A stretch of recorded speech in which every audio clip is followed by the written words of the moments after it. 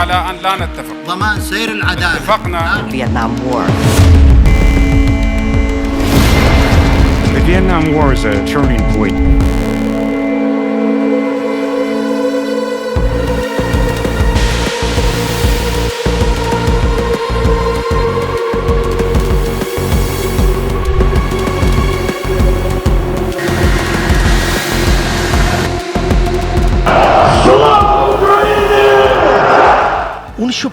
সালে যুক্তরাষ্ট্র জাপানের হিরোশিমা ও নাগাসাকিতে পারমাণবিক বোমা হামলা চালিয়ে মুহূর্তেই দুটি শহর ধ্বংস করে দেয়।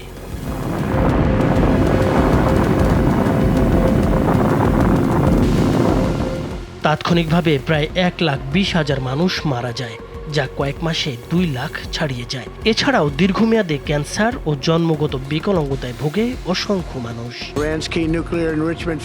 বিভিন্ন গবেষণা বলছে, ইতিহাসের বিভিন্ন সময়ে যুক্তরাষ্ট্র অন্তত 70টিরও বেশি দেশে যুদ্ধ, সামরিক হস্তক্ষেপ বা গোপনে সরকার পরিবর্তনের সঙ্গে জড়িত ছিল।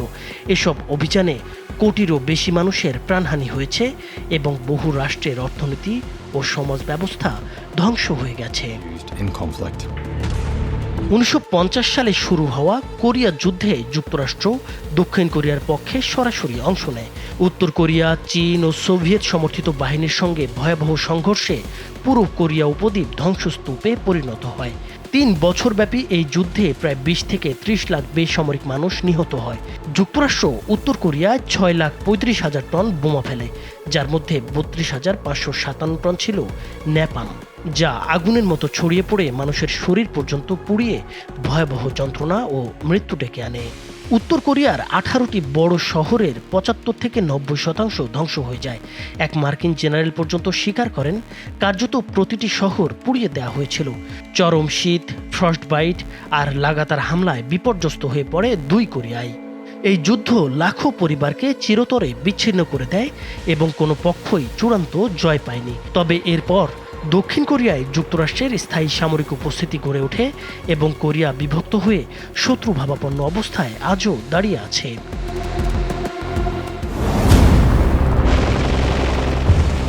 I cannot think of a more cataclysmic event than the Vietnam War. 1955 সালে শুরু হওয়া ভিয়েতনাম যুদ্ধ ছিল ঠান্ডা যুদ্ধের অন্যতম রক্তক্ষয়ী সংঘাত এবং যুক্তরাষ্ট্রের ইতিহাসে সবচেয়ে বিতর্কিত পরাজয়ের প্রতীক। কমিউনিস্ট উত্তর ভিয়েতনাম ও মার্কিন সমর্থিত দক্ষিণ ভিয়েতনামের সংঘাতে ডোমিনো থিওরির অজুহাতে যুক্তরাষ্ট্র সরাসরি যুদ্ধে জড়িয়ে পড়ে।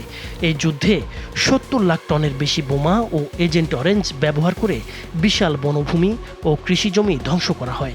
ডায়োক্সিনের বিষক্রিয়ায় লক্ষ লক্ষ মানুষ ক্যান্সার, জন্মগত ত্রুটি ও দীর্ঘমেয়াদী রোগে আক্রান্ত হয়, যার প্রভাব আজও বিদ্যমান। ন্যাপাম বোমায় গ্রামের পর গ্রাম পুড়ে যায়, সৃষ্টি হয় 1 কোটির বেশি শরণার্থী, আর অবিস্ফোরিত বোমা এখনও ভিয়েতনামে মানুষের প্রাণ নিচ্ছে। সরকারি হিসেবে প্রায় 20 লাখ বেসামরিক নাগরিক সহ মোট প্রায় 38 লাখ ভিয়েতনামে নিহত হয়। গেরিলা কৌশল, জঙ্গল ও স্থানীয় সমর্থন ব্যবহার করে উত্তর ভিয়েতনাম যুক্তরাষ্ট্রের আধুনিক যুদ্ধশক্তিকে কার্যত ব্যর্থ করে দেয়। এই যুদ্ধে 58,000-এর বেশি মার্কিন সেনা নিহত হয়, সৃষ্টি হয় ভিয়েতনাম সিন্ড্রোম, বাড়ে যুদ্ধাপরাধী আন্দোলন ও সরকারের প্রতি অবিশ্বাস। প্রায় $1 ট্রিলিয়ন ব্যয়ের পর 1973 সালে যুক্তরাষ্ট্র সেনা প্রত্যাহার করে এবং 1975 সালে সাইগনের পতনের মাধ্যমে ভিয়েতনাম একীভূত হয়। এই পরাজয় যুক্তরাষ্ট্রের সামরিক আধিপত্যকে বিশ্বব্যাপী প্রশ্নের মুখে ফেলে। 1965 সালে ডোমিনিকান রিপাবলিক, 1983 সালে গ্রানাডা এবং 1989 সালে পানামায় যুক্তরাষ্ট্র দ্রুত সামরিক অভিযান চালায়। কমিউনিজম ঠেকানো ও নাগরিকদের সুরক্ষার অজুহাতে চালানো এসব অপারেশনে শত শত বেসামরিক মানুষ নিহত হয়, সরকারের পতন ঘটে এবং দেশগুলোর অভ্যন্তরীণ রাজনীতিতে দীর্ঘমেয়াদী অস্থিরতা তৈরি হয়। Disarm Iraqi dictator Saddam Hussein of weapons of mass destruction. 2003 সালে গণবিধ্বংসী অস্ত্র, সন্ত্রাসবাদের সাথে সম্পর্ক ও মুক্তির অজুহাতে যুক্তরাষ্ট্র ও যুক্তরাজ্য ইরাকে পূর্ণমাত্রার আক্রমণ চালায়। পরে এসব অভিযোগ ভিত্তিহীন বলে স্বীকার করা হলেও শক অ্যান্ড অ্যাওয়ে অভিযানে বাগদাদ সহ পুরো দেশ ভয়াবহ বোমাবর্ষণে জ্বলে ওঠে এবং অল্প সময়ে সাদ্দাম হোসেন সরকারের পতন ঘটে। কিন্তু এরপরই শুরু হয় প্রকৃত বিপর্যয়। ইরাকের রাষ্ট্র ব্যবস্থা ভেঙে পড়ে, নিরাপত্তা অচল হয়ে দেশ জুড়ে ছড়িয়ে পড়ে সহিংসতা, লুটপাট ও বিশৃঙ্খলা। বিভিন্ন হিসাব অনুযায়ী সরকারি সহায়তায় অন্তত 2 লাখ বেসামরিক মানুষ নিহত হয়, আর যুদ্ধ পরবর্তী পরিস্থিতি সহ মোট মৃত্যু 10 লাখ পর্যন্ত পৌঁছায়। 40 লাখের বেশি মানুষ বাস্তুচ্যুত হয়ে নিজ দেশেই শরণার্থী হয়ে পড়ে।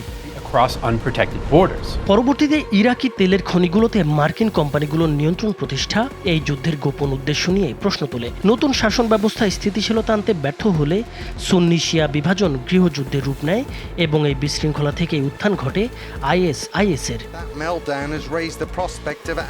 এছাড়া আবু গ্রাইব কারাগারে নির্যাতনের ছবি বিশ্বজুড়ে ক্ষোভ সৃষ্টি করে যুক্তরাষ্ট্রের নৈতিক অবস্থানকে প্রশ্নবিদ্ধ করে।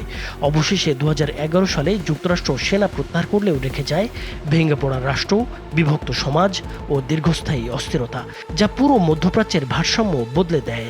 Portrayed with Iraqi political exiles and U.S. psychological operations personnel. Afghanistan যুদ্ধ ছিল যুক্তরাষ্ট্রের ইতিহাসে দীর্ঘতম যুদ্ধ, যা প্রায় 20 বছর স্থায়ী ছিল। 2001 সালে আল কায়দার হামলার পর ওসামা বিন লাদেনকে হস্তান্তরের দাবি প্রত্যাখ্যান করায় যুক্তরাষ্ট্র তালেবান সরকারকে উৎখাতের লক্ষ্যে আফগানিস্তানে হামলা চালায়। শুরুর দিকে তালেবান দ্রুত ক্ষমতাচ্যুত হলেও পরবর্তী 2 দশক ধরে গেরিলা প্রতিরোধে জড়িয়ে পড়ে যুক্তরাষ্ট্র। পাহাড়ি ও দুর্গম অঞ্চলে চলা এই যুদ্ধে কয়েক লক্ষ মানুষ নিহত হয়, যার বড় অংশই ছিল সাধারণ নারী ও শিশু। ড্রোন ও বিমান হামলার লক্ষ্যভ্রষ্ট আঘাতে বহু নিরীহ মানুষ প্রাণ হারায়, আর রাতের অভিযানে সাধারণ মানুষের মধ্যে ছড়িয়ে পড়ে আতঙ্ক ও ক্ষোভ। যুদ্ধের ফলে প্রায় 60 লাখ আফগান বাস্তুচ্যুত হয়ে প্রতিবেশী ইরান ও পাকিস্তানে আশ্রয় নেয়। ধ্বংস হয়ে যায় অর্থনীতি, গ্রাম, কৃষি ও স্বাস্থ্য ব্যবস্থা। ল্যান্ডমাইনের কারণে এখনও বহু মানুষ পঙ্গুত্ব বরণ করছে। এক প্রজন্ম বেড়ে উঠেছে যুদ্ধের ভয় আর বিস্ফোরণের শব্দ শুনে। অবশেষে 2021 সালে কাবুল ত্যাগ করে যুক্তরাষ্ট্র, যা ছিল অত্যন্ত নাটকীয় ও বিতর্কিত। প্রায় $2.3 ট্রিলিয়ন ব্যয়ের পরেও যে তালেবানকে উৎখাত করতে যুদ্ধ শুরু হয়েছিল, তারাই আবার ক্ষমতায় ফিরে আসে। এই যুদ্ধে লাখ লাখ প্রাণহানি ঘটিয়ে রাষ্ট্রকে ধ্বংসস্তূপে পরিণত করে এবং যুক্তরাষ্ট্রের সামরিক ও রাজনৈতিক সক্ষমতাকে বড় প্রশ্নের মুখে দাঁড় করায়। Civilian deaths and saw a further 3 million civilians wounded. 1990-এর দশকে সোমালিয়ায় দুর্ভিক্ষ ও গৃহযুদ্ধের মধ্যে মানবিক সহায়তার নামে যুক্তরাষ্ট্র সেনা পাঠালেও তারা দ্রুতই সংঘর্ষে জড়িয়ে পড়ে। 1993 সালের কুখ্যাত ব্ল্যাক হক ডাউন ঘটনার পর অভিযান ব্যর্থ হয় এবং বহু মানুষের প্রাণহানি ঘটে। অন্যদিকে 1999 সালে কসোভো সংকটে যুক্তরাষ্ট্রের নেতৃত্বে ন্যাটো বাহিনী 78 দিন ধরে যুগোস্লাভিয়ায় বিমান হামলা চালায়, যাতে সামরিক ও বেসামরিক অবকাঠামো ব্যাপকভাবে ধ্বংস হয় এবং শত শত সাধারণ মানুষ নিহত হয়। Once I confirmed طاعية أمنية طاعية سياسية لأصحاب المقاعد الدائمة. 2011 সালে আরব বসন্তের প্রভাবে লিবিয়ায় গাদ্দাফির 42 বছরের শাসনের বিরুদ্ধে গণবিক্ষোভ শুরু হলে জাতিসংঘের রেসপন্সিবিলিটি টু প্রোটেক্ট নীতির আওতায় যুক্তরাষ্ট্র ন্যাটো জোটকে সহায়তা দিয়ে বিমান হামলার মাধ্যমে বিদ্রোহীদের সমর্থন দেয়। 7 মাসে প্রায় 26,000 বিমান অভিযানে গাদ্দাফি বাহিনী ধ্বংস হলেও বেসামরিক স্থাপনাও ব্যাপক ক্ষতিগ্রস্ত হয়। সিরতেতে চূড়ান্ত লড়াইয়ে শহর ধ্বংসস্তূপে পরিণত হয় এবং 2011 সালে গাদ্দাফি নির্মমভাবে নিহত হন, যা বিশ্বজুড়ে বিতর্ক সৃষ্টি করে। যুদ্ধে প্রায় 25,000 মানুষ নিহত, 10 লাখ দেশ ত্যাগে বাধ্য এবং 4 লাখের বেশি মানুষ অভ্যন্তরীণভাবে বাস্তুচ্যুত হয়। কৃষ্ণাঙ্গ নাগরিকদের ওপরও নির্যাতন ও জাতিগত নিধনের ঘটনাও ঘটে। গাদ্দাফির পতনের পর লিবিয়ায় স্থিতিশীলতা না এসে দেশটি শতাধিক মিলিশিয়া গোষ্ঠীতে বিভক্ত হয়ে পড়ে এবং 2014 সালে আবার গৃহযুদ্ধ শুরু হয়। আইএসআইএস ও আল কায়দার মতো গোষ্ঠীগুলোও সুযোগ নেয়। তেল সমৃদ্ধ দেশটি অর্থনৈতিকভাবে ধ্বংস হয়ে মানব পাচার ও দাস ব্যবসার কেন্দ্র হয়ে ওঠে। বিশ্লেষকদের মতে সরাসরি যুদ্ধে না থাকলেও যুক্তরাষ্ট্র এই অস্থিতিশীলতার পেছনে গুরুত্বপূর্ণ ভূমিকা রেখেছে।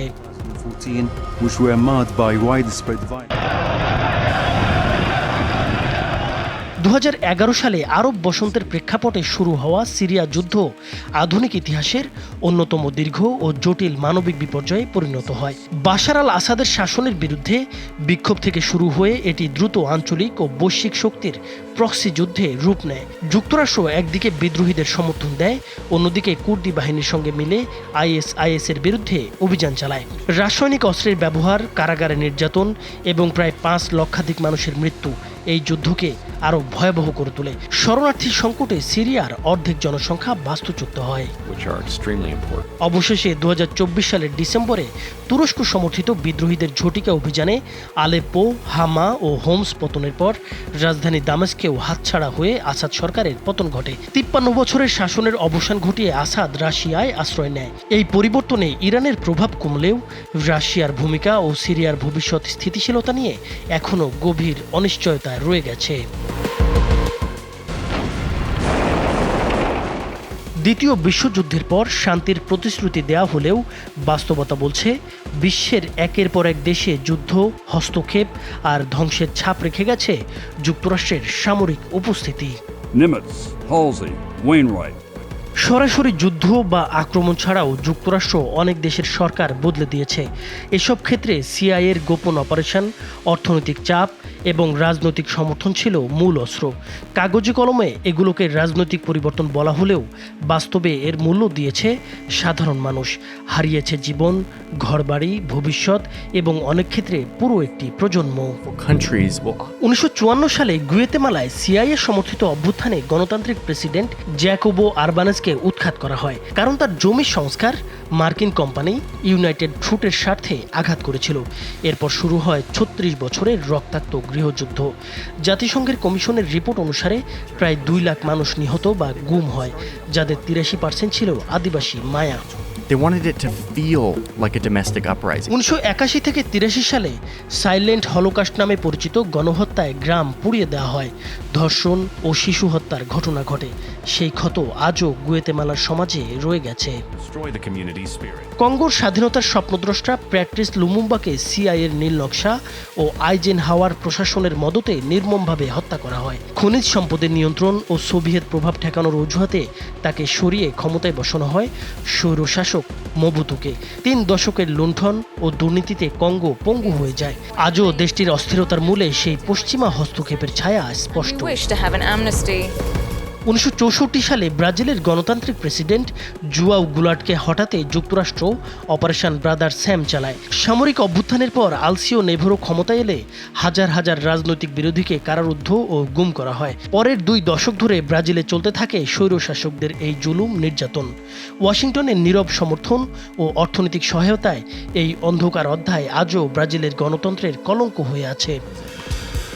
1973 সালে চিলির সালভাদোর আয়েন্দের গণতান্ত্রিক সরকারকে উৎখাত করে জেনারেল পিনোশের সামরিক সরকারকে ক্ষমতায় বসায় নিক্সন প্রশাসন ও সিআইএ। সেই সময়ে মূল্যবান তামার খনিজ জাতীয়করণের শাস্তি হিসেবে চিলির অর্থনীতিতে ধস নামানো হয়।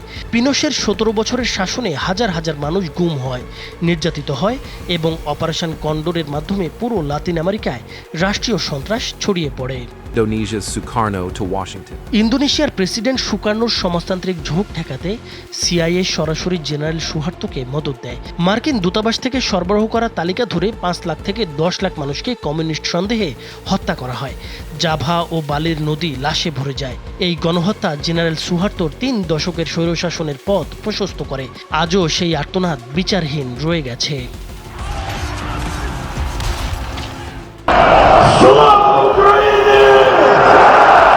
2014 সালে ইউক্রেনের ইউরো ময়দান বিক্ষোভের মাধ্যমে প্রেসিডেন্ট ইয়ানুকোভিচের পতনে যুক্তরাষ্ট্রের সরাসরি রাজনৈতিক মদতের অভিযোগ ওঠে।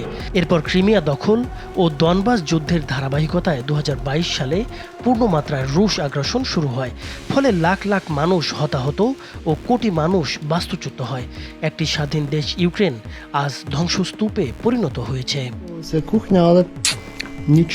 এছাড়া Cuba, Laos, Cambodia, Nicaragua, Haiti, El Salvador সহ আরও অনেক দেশে যুক্তরাষ্ট্র সরাসরি বা পরোক্ষভাবে সামরিক ও রাজনৈতিক হস্তক্ষেপ করেছে। এসব ঘটনা সবসময় খবরের শিরোনামে আসেনি, কিন্তু ইতিহাসের আড়ালে নীরবে রক্ত ঝরেছে, পরিবার ভেঙেছে ও স্বপ্ন ধ্বংস হয়েছে। আর তার সবচেয়ে বড় মূল্য দিতে হয়েছে শুধু সাধারণ মানুষকেই।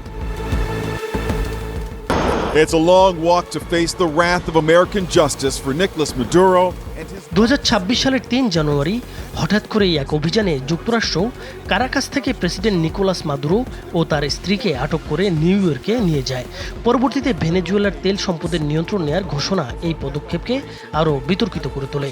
আন্তর্জাতিকভাবে এটিকে আগ্রাসন ও আইনের লঙ্ঘন হিসেবে সমালোচনা করা হলেও কার্যকর কোনো পদক্ষেপ দেখা যায়নি, আর দেশটির ভবিষ্যৎ এখনও অনিশ্চিত। Stephen Fabian is there. অন্যদিকে যুক্তরাষ্ট্রের তেল নিষেধাজ্ঞার কারণে কিউবা গভীর জ্বালানি ও অর্থনৈতিক সংকটে পড়েছে। দৈনিক দীর্ঘ সময় বিদ্যুৎহীনতা, খাদ্য ও ওষুধের ঘাটতি এবং মূল্যস্ফীতিতে সাধারণ মানুষের জীবন দুর্বিষহ হয়ে উঠেছে। রাশিয়া থেকে সীমিত সহায়তা পেলেও সংকট কাটেনি, আর কিউবার সরকার রাজনৈতিক পরিবর্তনের সম্ভাবনা নাকচ করে দিয়েছে। 1951 সালে ইরানের নির্বাচিত প্রধানমন্ত্রী মোহাম্মদ মোসাদ্দেক তেল শিল্প জাতীয়করণ করলে ব্রিটেন ও যুক্তরাষ্ট্রের স্বার্থে আঘাত লাগে। 1953 সালে যুক্তরাষ্ট্রের গোয়েন্দা সংস্থা CIA ও ব্রিটিশ গোয়েন্দা সংস্থা MI6 এর যৌথ অপারেশনে মোসাদ্দেকের গণতান্ত্রিক সরকার উৎখাত হয়। ক্ষমতায় বসেন শাহ মোহাম্মদ রেজা পাহলভি। এই অভ্যুত্থানে কয়েকশো মানুষ নিহত হয় এবং ইরানের তেল সম্পদের নিয়ন্ত্রণ পশ্চিমা কোম্পানিগুলোর হাতে ফিরে যায়। এই ঘটনা ইরানের ইতিহাসে এক গভীর ক্ষত রেখে যায়। শাহের স্বৈর শাসন, শাহবাগ গোয়েন্দা সংস্থার দমন পীড়ন এবং পশ্চিমা প্রভাবের বিরুদ্ধে ক্ষোভ বাড়তে থাকে। পরে 1979 সালে ইসলামী বিপ্লবে শাহকে উৎখাত করে আয়াতুল্লাহ রুহুল্লাহ খোমেনির নেতৃত্বে ইসলামী প্রজাতন্ত্র প্রতিষ্ঠিত হয়। বিপ্লবের পর ইরান পশ্চিমা বিরোধী নীতি গ্রহণ করে, ইসলামী শাসন ব্যবস্থা চালু হয় এবং দেশটি আঞ্চলিক প্রভাব বিস্তার শুরু করে। এরপর 2026 সালের 28 ফেব্রুয়ারি যুক্তরাষ্ট্র ও ইসরায়েল যৌথভাবে ইরানে ব্যাপক সামরিক অভিযান শুরু করে। এই অভিযানে প্রথম 12 ঘন্টায় প্রায় 900টি হামলা চালানো হয়, যাতে ইরানের সামরিক ঘাঁটি, ক্ষেপণাস্ত্র স্থাপনা, বিমান প্রতিরক্ষা ব্যবস্থা এবং শীর্ষ নেতৃত্বকে লক্ষ্যবস্তু করা হয়। এতে supreme leader Ayatollah Ali Khamenei সহ একাধিক উচ্চপদস্থ কর্মকর্তা নিহত হন। মার্কিন সেন্ট্রাল কমান্ডের তথ্য অনুযায়ী গত 1 মে পর্যন্ত ইরানে 12,300টিরও বেশি লক্ষ্যবস্তুতে হামলা চালিয়েছে যুক্তরাষ্ট্র। ইরানি সূত্র অনুসারে এসব হামলায় প্রায় 90,000 স্থাপনা ধ্বংস হয়েছে, যাতে 2,000-এর বেশি মানুষ নিহত হয়েছে বলে দাবি করা হয়েছে। ইরান তাৎক্ষণিকভাবে প্রতিরোধ গড়ে তোলে এবং অপারেশন ট্রু প্রমিস 4 নামে পাল্টা হামলা চালায়। শত শত ব্যালিস্টিক ক্ষেপণাস্ত্র ও হাজার হাজার ড্রোন দিয়ে ইসরায়েলের বিভিন্ন লক্ষ্যবস্তু এবং আশপাশের দেশগুলোতে অবস্থিত মার্কিন যুক্তরাষ্ট্রের সামরিক ঘাঁটি ও মিত্র দেশগুলোতে আক্রমণ করে। এতে বাহরাইন, কুয়েত, কাতার, সংযুক্ত আরব আমিরাত, সৌদি আরব, জর্ডান সহ প্রতিবেশী দেশগুলোতে মার্কিন ঘাঁটি, বিমানবন্দর, তেল অবকাঠামো ও বেসামরিক স্থাপনায় আঘাত হানা হয়। ইরানের এই পাল্টা আক্রমণে ইসরায়েল ও উপসাগরীয় দেশগুলোতে কয়েক ডজন মানুষ নিহত ও শতাধিক আহত হয়েছে। এছাড়া ইরান জানিয়েছে গত কয়েকদিনে ইরানি ইউনিটগুলো সফলভাবে শত্রুপক্ষের বেশ কয়েকটি উন্নত যুদ্ধবিমান, 160টিরও বেশি ড্রোন ও কয়েক ডজন ক্রুজ ক্ষেপণাস্ত্র ধ্বংস করেছে। তাছাড়া যুদ্ধ শুরুর পর থেকেই উভয় পক্ষের হামলায় নিউক্লিয়ার স্থাপনাগুলো ক্ষতিগ্রস্ত হয়েছে। যুক্তরাষ্ট্র ইসরায়েল ইরানের নাতানজ, ফোর্ডো ও আরাক সহ কয়েকটি নিউক্লিয়ার সাইটে হামলা চালিয়েছে। ফলে ইরানের কিছু রাজনীতিবিদ নিউক্লিয়ার অস্ত্র তৈরির দাবি তুলেছেন এবং NPT বা নিউক্লিয়ার নন প্রলিফারেশন ট্রিটি থেকে বেরিয়ে যাওয়ার প্রস্তাব করেছেন। জাতিসংঘের অঙ্গ সংস্থা IAEA ও WHO এই সংঘাতে পারমাণবিক স্থাপনায় হামলার ঝুঁকি নিয়ে আগেই সতর্ক করেছিল। তারা বলেছিল, সবচেয়ে খারাপ পরিস্থিতি হিসেবে সম্ভাব্য পারমাণবিক দুর্ঘটনা বা বড় ধরনের নিউক্লিয়ার হুমকির জন্য প্রস্তুতি নেওয়া হয়েছিল। যুদ্ধের ভবিষ্যৎ এখনও অনিশ্চিত। মঙ্গলবার থেকে 2 সপ্তাহের যুদ্ধবিরতি কার্যকর হয়েছে। একদিকে ইরান এটিকে নিজেদের বিজয় দাবি করেছে, অন্যদিকে যুক্তরাষ্ট্র বিজয়ের কথা বলেছে। তবে বিশ্লেষকদের মতে এটি যুদ্ধের শেষ নয়, বরং এটি অস্থায়ী বিরতি। এই স্বল্পমেয়াদী চুক্তি উত্তেজনা কমিয়ে আলোচনার সুযোগ তৈরি করলেও পারমাণবিক কর্মসূচি, নিষেধাজ্ঞা ও আঞ্চলিক প্রভাব নিয়ে মূল বিরোধ এখনও অমীমাংসিত। ফলে পরিস্থিতি অত্যন্ত নাজুক। বিশ্লেষকদের ধারণা, এই সময়ের মধ্যে কার্যকর আলোচনা এগোলে স্থায়ী সমঝোতার পথ তৈরি হতে পারে। তবে উভয় পক্ষই সামরিক প্রস্তুতি ধরে রেখেছে, তাই সামান্য উস্কানিতেই সংঘাত আবারও নতুন করে শুরু হওয়ার ঝুঁকি রয়ে গেছে। ভিয়েতনাম, আফগানিস্তান, সোমালিয়া ও ইরাকের মতো যুদ্ধগুলো দেখিয়েছে শক্তিশালী সামরিক ক্ষমতাও সবসময় জয় নিশ্চিত করতে পারে না। দীর্ঘ যুদ্ধ, বিপুল প্রাণহানি ও ধ্বংসের পরও অনেক ক্ষেত্রে যুক্তরাষ্ট্রকে লক্ষ্য অর্জন ছাড়াই পিছু হটতে হয়েছে, যা তাদের সামরিক কৌশল ও বৈশ্বিক ভূমিকা নিয়ে প্রশ্ন তুলেছে। নাইমুর হোসেন, মাছরাঙ্গা টেলিভিশন।